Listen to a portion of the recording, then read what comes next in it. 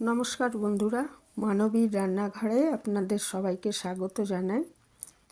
আমার আজকের রেসিপি দই চিংড়ি। খুব অল্প উপকরণে এই সুস্বাদু রেসিপিটি বানানো যায়। আজ সেটাই আপনাদের সাথে শেয়ার করব। আসুন দেখে নিই কীভাবে এই রেসিপিটি করেছি।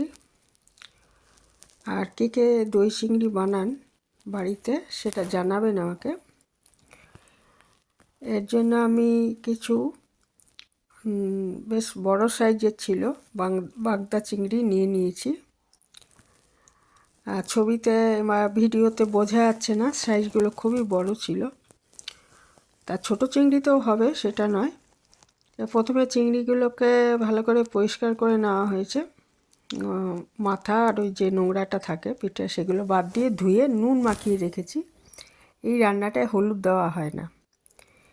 তারপরে একটা ননস্টিক প্যানে আমি দুটো ছোটো এলাচ, এক টুকরো দারচিনি, হাফ চামচ মতো মেথিটা কিন্তু লাগবে, তবে খুব বেশি দেবেন না, হাফ চামচ মতোই ঠিক আছে। আর এক চামচ মতো আমি সাদা জিরে দিয়েছি। এটাকে এই উপকরণগুলোকে আমি শুকনো খোলায় ভেজে নিচ্ছি। খুব কড়া করে ভাজবো না, মানে ভাজা গন্ধ ছেড়ে যাবে, কিন্তু একেবারে কালো যেন না হয়ে যায়, তাহলে কিন্তু তিতো লাগবে। বিশেষ করে মেথিটা ভাজা গন্ধ ছাড়বে, কিন্তু খুব একেবারে কালো করে ভাজবো না। তাই গন্ধ ছেড়েই এসছে মশলাগুলোর। জিরের গন্ধটা বেশি পাওয়া যাচ্ছে আগে, তারপরে মেথির গন্ধ পাওয়া যাচ্ছে, আর দারচিনি এলাচের গন্ধও পাওয়া যাচ্ছে। তারপরে এটাকে আমি শিলে বেটে নিয়েছি। ইচ্ছে করলে আপনারা গ্রাইন্ডারে বেটে নেবেন। তো গ্রাইন্ডারে বাটতে গেলে আগে ওই মশলাটাকে ঠান্ডা করে নেবেন, তারপরে গ্রাইন্ডারে পেশাই করবেন। আর এখানে আমি নিয়ে নিয়েছি 400 গ্রাম দই। 400 থেকে 500 গ্রাম দই নেবেন, কারণ দই চিংড়ি তো একটু দইটা বেশিই লাগবে। তা দইটা আমি খুব একটা না, ওই একটু হালকা হাতে চামচ দিয়ে ফেটিয়ে রেখেছি। গ্রাইন্ডারে কিন্তু বা মিক্সচারে কিন্তু এটাকে মেশাবেন না দইটা, এমনি আর কি চামচ দিয়ে একটুখানি ফেটিয়ে নিতে পারেন, না ফেটালেও চলবে। আর এদিকে কড়াইতে আমি নিয়ে নিয়েছি 2 চামচ সাদা তেল। আমি অলিভ অয়েল নিয়েছি, সয়াবিন অয়েল নিতে পারেন, যে কোনো সাদা তেল নিতে পারেন, সূর্যমুখীর তেল নিতে পারেন। আর প্রায় 1 চামচ মতো ঘি নিয়েছি। এই একবারই ব্যবহার করেছি, যেটুকু মানে তেল ঘি মিশিয়ে প্রায় ধরুন 3 চামচ এটা ব্যবহার করেছি আমি। আর আমি তেল বা ঘি ব্যবহার করিনি, সাদা তেলেই রান্নাটা ভালো হবে, সাদা তেলই ব্যবহার করবেন। আর এখানে দুটো মিডিয়াম সাইজের পেঁয়াজ আমি ধুয়ে একটু কুচি করে রেখেছিলাম, সেটাকে ভেজে নিচ্ছি হালকা হাতে। আর 1 চামচ মতো আদা কুচি দিতে পারেন, খুব ছোট করে কুচি করা। আমি এইখানে গুঁড়ো আদা ব্যবহার করেছি, শুকনো যে আদা পাওয়া যায় সেই আদাটা ব্যবহার করেছি, সেই জন্য আমি আর আদা কুচি দিইনি। আর এখানে আমি প্রায় 1 চামচ মতো নুন দিয়ে দিয়েছি।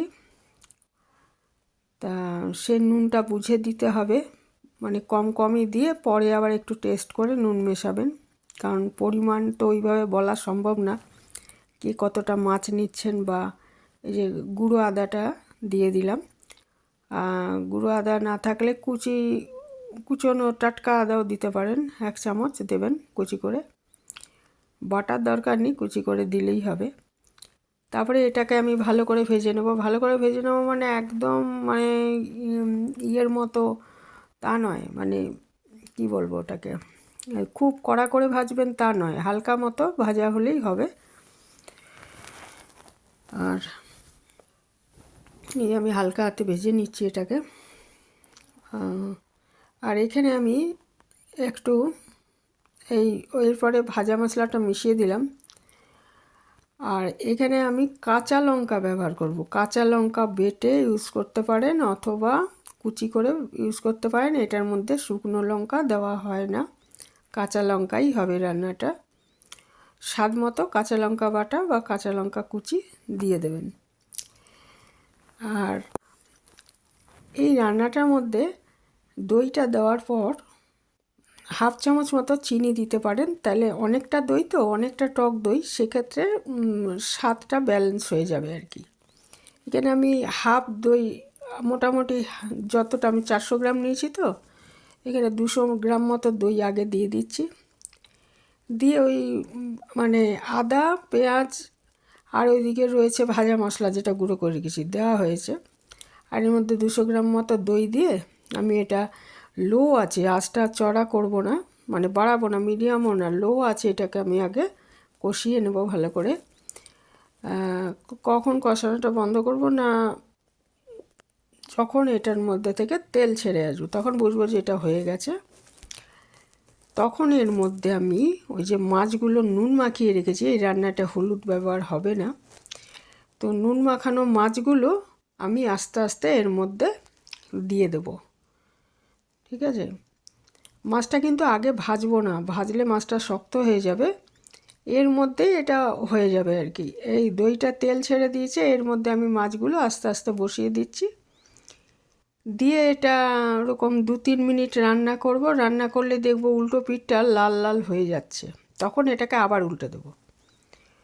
হ্যাঁ, এটাকে দেখুন উল্টে দিচ্ছি, আর ওই যে লাল হয়ে গেছে মাছগুলো এক পিঠ। এখন এটাকে উল্টে দিয়ে তারপরে এইভাবে আবার তিন মিনিট এরকম রান্না করে, 3-4 মিনিট রান্না করে সবগুলো মাছ এভাবে উল্টে দেবো।